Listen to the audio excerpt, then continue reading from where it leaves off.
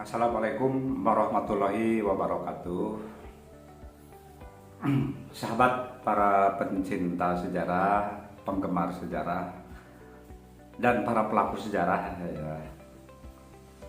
Pada kesempatan yang berbahagia ini saya akan membahas konsep dasar sejarah ya. Nah, jadi kalau kita ingin sejarah bermanfaat untuk kehidupan ya, maka sangat penting mengetahui konsep dasar sejarah. Nah, sebab dalam konsep dasar sejarah itu terkait satu diantaranya makna sejarah. Nah, terus yang kedua, dalam konsep dasar sejarah itu terkait cara berpikir diakronis dan sinkronis dalam sejarah. Terus dalam sejarah itu akan terkait manusia, waktu, dan ruang. Dan sejarah itu memiliki sifat perubahan dan berkelanjutan. Nah, jadi itulah yang akan dibahas ya secara singkat mengenai konsep dasar sejarah. Nah, sekarang saya akan menyampaikan dulu apa sih itu sejarah, itu apa begitu ya. Nah, secara definitif sejarah itu adalah aktivitas manusia di masa lampau. Nah, jadi aktivitas manusia di masa lampau itu terkait dengan waktu ya, terkait dengan waktu. Jadi yang disebut sejarah itu bukan hanya yang ribuan tahun yang lalu, bukan hanya yang ratusan tahun yang lalu. Jadi pada dasarnya 1 jam waktu meninggalkan kita itu sejarah. Nah, agar sejarah itu memiliki peran penting dalam kehidupan berbangsa dan bernegara, maka pahamilah makna dari sejarah. Nah, itu ya. Jadi pahamilah konsep dasar sejarah yang diantaranya di dalamnya ada makna sejarah. Nah, sekarang lahirlah pertanyaan, apa sejarah memiliki makna untuk kehidupan? Ya, ini semuanya pasti akan menjawab sejarah itu punya makna ya, punya makna. Nah, sekarang perlu kita kupas ya secara singkat satu pendapat mengenai makna sejarah yang dikemukakan oleh Ruslan Abdul Ghani ya. Nah, Ruslan Abdul Ghani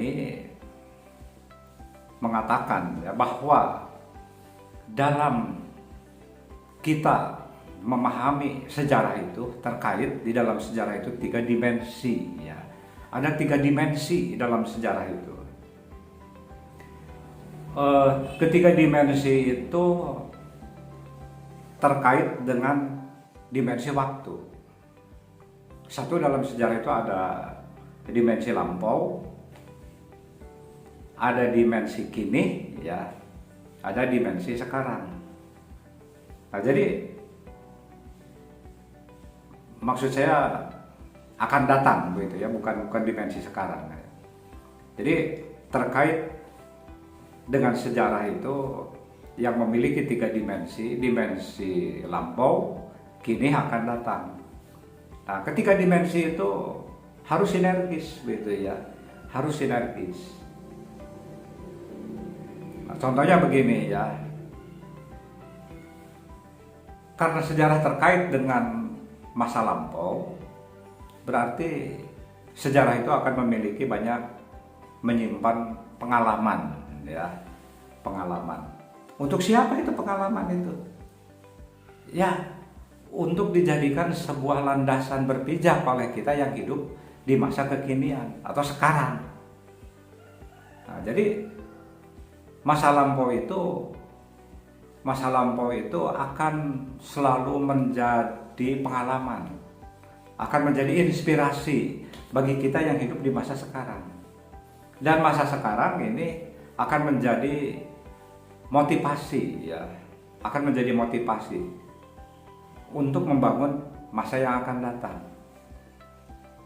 Dan masa akan datang itu ya, kita punya harapan yang perlu, atau cita-cita yang perlu diwujudkan. Jadi itu ya, makna sejarah itu menurut Susanto Abdul-Ghani, dalam sejarah itu terkait 3 dimensi waktu: lampau, kini, akan datang. Dan ketiga dimensi waktu yang melingkupi dalam sejarah itu harus sinergis, ya. Kita yang hidup di masa kini itu harus banyak belajar dari masa lampau untuk membangun masa yang akan datang. Ya, kita perlu berharap, perlu memiliki harapan tentang masa akan datang. Ya, harapan misalnya kalau kita melihat skala nasional, ya, Indonesia menjadi sejahtera, makmur kehidupannya, ya, dan kita tidak akan mengalami lagi bentuk-bentuk penjajahan. Nah, itulah ya sahabat yang disebut dengan makna sejarah. Nah, terus konsep lainnya, konsep dasar lainnya dalam sejarah itu ada yang disebut dengan berpikir diakronis dan berpikir sinkronis, ya. Sebetulnya dalam berpikir sejarah itu harus menggunakan pendekatan diakronis, ya. Jadi berpikir diakronis itu ya cara berpikir yang memanjang dalam waktu tetapi terbatas dalam ruang. Ya, yang dimaksud dengan memanjang dalam waktu itu bahwa sejarah itu kan harus kronologis begitu, ya, harus kronologis. Jadi sejarah itu kan terjadi menempati waktu. Jadi waktu yang kita pelajari, ya, yang kita ungkap itu harus secara kronologis. Kan kita dalam belajar sejarah itu biasanya di sekolahan itu tidak ujug-ujug langsung mempelajari zaman Indonesia di masa modern, enggak kan. Tapi kita mempelajari dulu ya Indonesia pada masa prasejarah. Terus Indonesia mengalami masa perkembangannya itu di zaman kerajaan-kerajaan Hindu-Buddha. Terus ada kesultanan Islam, terus masuk kekuatan Hindia Belanda atau kekuatan Belanda. Nanti ada pendudukan Jepang. Itu kan berpikir kronologis, ya. Jadi sejarah itu sebetulnya perlu didekati dengan cara berpikir diakronis, ya. Memanjang dalam waktu tapi terbatas dalam ruang. Nah, sebagai contoh, ya, sebagai contoh begini, ya, bahwa berpikir sejarah dengan pendekatan diakronis itu memanjang dalam waktu tapi terbatas dalam ruang. Contohnya kalau diaplikasikan dalam sebuah mempelajari peristiwa, ya, pertempuran Ambarawa misalnya, pertempuran Ambarawa. Nah, ini tanggal 20 Oktober sampai dengan 15 Desember tahun 1945. Ini kan Oktober, November, Desember 3 bulan begitu. Ada proses waktu. Itu waktu itu harus disusun secara kronologis. Peristiwanya harus disusun secara kronologis. Artinya pertempuran Ambarawa itu harus dilihat kejadiannya itu apa yang melatar belakangi kejadiannya, bagaimana prosesnya, dan kemana tujuannya.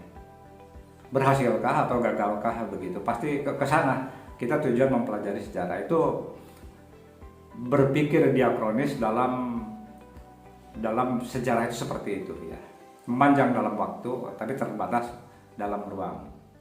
Nah, terus dalam berpikir sejarah itu ada yang disebut dengan berpikir sinkronis, ya. Kalau berpikir sinkronis itu, kalau kita memikirkan satu kejadian sejarah itu harus menggunakan pendekatan berpikir sinkronis, itu maksudnya, ya. Jadi berpikir sinkronis itu adalah cara berpikir yang meluas dalam ruang, tapi terbatas dalam waktu. Nah, sebagai contoh ya, yang disebut dengan berpikir sinkronis itu begini. Misalnya kita mempelajari peristiwa sejarah, suasana pembacaan proklamasi kemerdekaan Republik Indonesia tanggal 17 Agustus 1945. Ini kan terbatas dalam waktu, hanya tanggal 17 Agustus 1945. Terbatas ini waktunya. Pada hari itu begitu ya, pada tanggal 17. Berarti terbatas dalam waktu, tapi meluas dalam ruang. Yang sinkronis itu, berpikir sinkronis itu terbatas dalam waktu, tapi meluas dalam ruang. Ya. Nah, yang dimaksud dengan meluas dalam ruang, dalam berpikir yang sinkronis itu kan dalam peristiwa proklamasi kemerdekaan itu dibahas ya, bagaimana suasana kejiwaan dari masyarakat Indonesia pada saat tanggal 17 Agustus 1945 terjadi proklamasi kemerdekaan. Ini kan luas ya, suasana hatinya, suasana batiniahnya, baik suasana hati dari founding father maupun masyarakat atau para pejuang. Nah, terus bagaimana karakteristik dari peristiwa proklamasi 17 Agustus 1945? Nah, karakteristiknya ini dipelajari dan pola-polanya seperti apa, pola-pola kejadiannya. Nah, jadi saya berikan satu kesimpulan, ketika kita mempelajari sejarah bisa menggunakan kedua-duanya. Artinya menggunakan pendekatan berpikir diakronis dan berpikir sinkronis. Nah, jadi nanti kalau kita misalnya mempelajari suatu peristiwa sejarah dengan menggunakan pemikiran pendekatan diakronis dan sinkronis, ini pasti akan melahirkan satu wawasan pemikiran kita, satu wawasan yang luas terhadap peristiwa yang dipelajari oleh kita, karena dengan menerapkan prinsip berpikir diakronis dan sinkronis ya. Nah, paham kan jadi apa beda berpikir diakronis dengan berpikir sinkronis? Tapi kedua-duanya cara berpikir ini bisa dijadikan sebagai pendekatan untuk berpikir sejarah ya. Nah, terus dalam sejarah juga kita perlu memahami konsep dasar dari sejarah itu. Ini yang terkait dengan apa ya, manusia, ruang dan waktu ya. Nah, ini juga manusia, ruang dan waktu ini termasuk konsep sejarah yang sangat penting dipahami oleh para sahabat ya. Kok kenapa? Manusia termasuk kategori manusia, ruang, waktu termasuk kategori dalam konsep dasar sejarah. Nah, sebab alasannya begini. Satu peristiwa sejarah itu akan digerakkan oleh manusia ya. Peristiwa sejarah itu digerakkan oleh manusia. Ya seperti begini ya.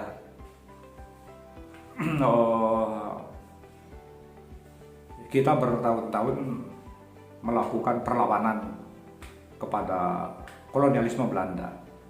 Jadi kan ketika kita memunculkan nama perlawanan, pasti ada pemimpin perlawanan gitu ya. Dan perlawanan itu seiring dengan berjalannya waktu, ada perlawanan yang sifatnya tradisional. Ketika melawan penjajah Belanda itu ada perlawanan secara modern. Nah, ini yang melakukan perlawanan itu kan manusia, baik secara individu maupun kelompok masyarakat ya, atau masyarakat yang digerakkan oleh individu, sehingga menjadi sebuah kekuatan ya, kekuatan yang sifatnya memaksa begitu agar kolonialisme Belanda itu ya hengkang gitu, pergi dari Nusantara ya. Nah itu konsep manusia itu sangat penting ya dalam memahami sejarah, sebab faktor utama yang menggerakkan sejarah itu adalah manusia. Nah terus di samping manusia ya, dalam satu peristiwa sejarah itu terkait ruang ya. Ketika peristiwa sejarah terjadi itu menempati ruang ya. Ya setidak-tidaknya ruang-ruang di sini itu akan menyangkut wilayah. Nah makanya dalam kita mempelajari peristiwa-peristiwa sejarah itu ada yang disebut dengan sejarah lokal, sejarah nasional, regional, ada sejarah dunia ya. Nah, berarti itu ruang ya, itu ruang. Coba dipikirkan oleh kita semuanya, renungkan. Ada satu peristiwa sejarah yang tidak menempati ruang, tidak menempati satu wilayah geografis. Itu sangat tidak mungkin peristiwa sejarah ya tidak terjadi menempati ruang.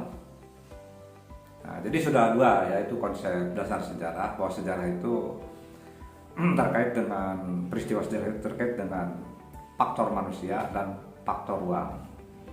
Nah, terus yang selanjutnya itu peristiwa sejarah itu akan terkait dengan waktu ya, akan terkait dengan waktu. Sehari semalam itu waktu 24 jam ya.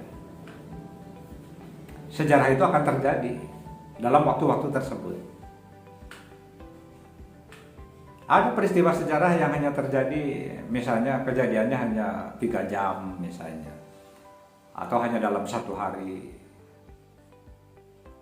Ada peristiwa sejarah yang kejadian begitu panjang ya, contohnya kita mengusir penjajahan Belanda, waktunya itu panjang ya.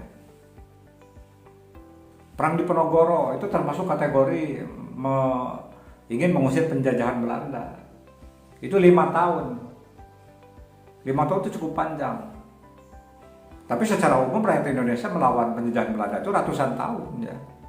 Itu waktu. Nah, jadi saya simpulkan dulu ya yang ini, bahwa dalam peristiwa sejarah itu terkait 3 unsur, yaitu satu unsur ada manusia, ada ruang, dan ada waktu. Manusia sebagai penggerak sejarah, sebagai pelaku sejarah ya, dan peristiwa sejarah terjadi dalam sebuah ruang geografis ya, ruang geografis. Terus sejarah juga terjadi pasti ada dalam waktu ya, menempati waktu ya, ada dalam waktu-waktu tertentu. Tapi ada juga yang terus berjalan dalam waktu. Bahkan kalau kita hidup sekarang menyatakan diri sedang menyejarah, berarti setiap waktu itu kita isi ya, paling tidak ya sejarah diri pribadi. Nah seperti itu ya. Nah terus konsep dasar dalam sejarah itu, bahwa sejarah itu di dalamnya terkait dengan perubahan dan berkelanjutan ya. Apa betul sejarah itu terkait dengan perubahan dan berkelanjutan? Ya betul ya. Contoh begini ya, peristiwa sejarah terjadi biasanya akan melahirkan sebuah perubahan-perubahan ya. Baik itu perubahan dalam skala kecil maupun perubahan-perubahan dalam skala besar ya. Dan ditempuh secara step by step dalam waktu, dalam ruangan tertentu, dalam geografis tertentu. Nah, contoh begini, tahun 1908 sampai 1945 dalam sejarah Indonesia itu disebut periode pergerakan nasional. Nah, ini sejarah pergerakan nasional cukup panjang.